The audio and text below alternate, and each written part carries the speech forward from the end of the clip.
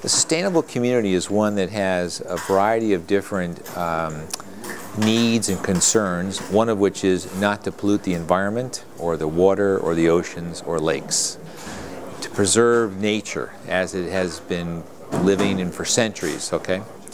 And to be sustainable, it means in doing that you need to have infrastructure and systems that are man-made or humankind, but that are also not violating that natural environment. And that's done primarily through infrastructure, water, use of waste, transportation, energy, even telecommunications. It's all things that have to be compatible with the environment. Well, it's interesting that the sustainability is now being called the green economy, or being green this or green that. And I think that there's two issues there. Number one is we've got to be sure that people who use those terms like I'm green or I'm sustainable, that we know that they are. We need to set up systems and ways which we can verify that, and we can do some due diligence on it, and we can check people's credentials and background. That's one thing.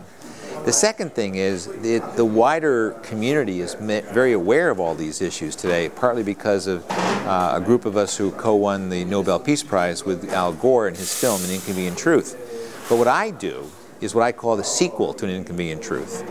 I'm now doing things to actually change the world, whereas I think Mr. Gore in his film identified the problem and the need to change things, and that's what's going on. What I wanted to say is that the world today is becoming much more aware of the need for sustainable communities, in part because Al Gore's film An Inconvenient Truth, and also the group of us from the UN, Intergovernmental Panel on Climate Change, co-won the Nobel Prize. And what An Inconvenient Truth did, and what the UN IPCs did, was really make people aware that there's a problem and that we had to do something, and that problem was in part because of human beings. Now, what we did about it has to do with what I call the sequel to An Inconvenient Truth. How do we solve the problem? What do we do about it? How do we get our communities back to be important parts of nature rather than violating nature?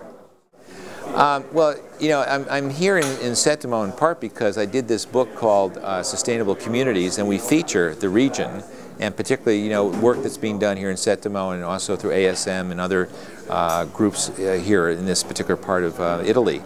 And I think that's important because the kind of projects and things that are going on here are indicative of what can happen in other parts of Italy, let alone other parts of the world.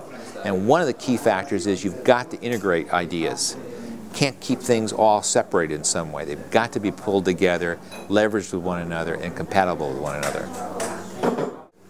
The issue of nuclear power, let me be very clear about this, okay?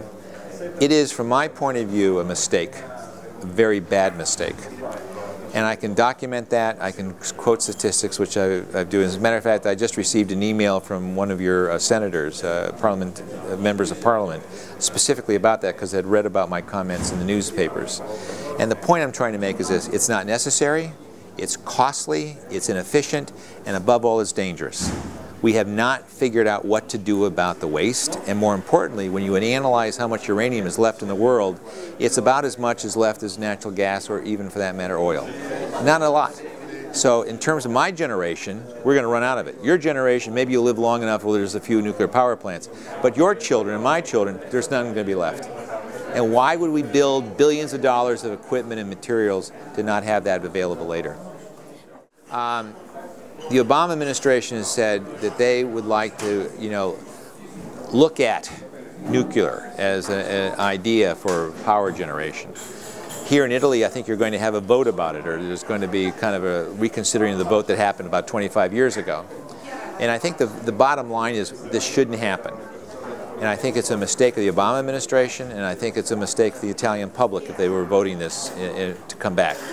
China is a mistake, and China is making a mistake, and we in the Western world have an obligation to help them look at other alternatives besides nuclear power and besides coal plants. You didn't mention that. They're building a lot of coal plants in China too. I was an advisor to the Asian Development Bank to help look at other ways of creating energy that are not fossil fuel oriented or uranium.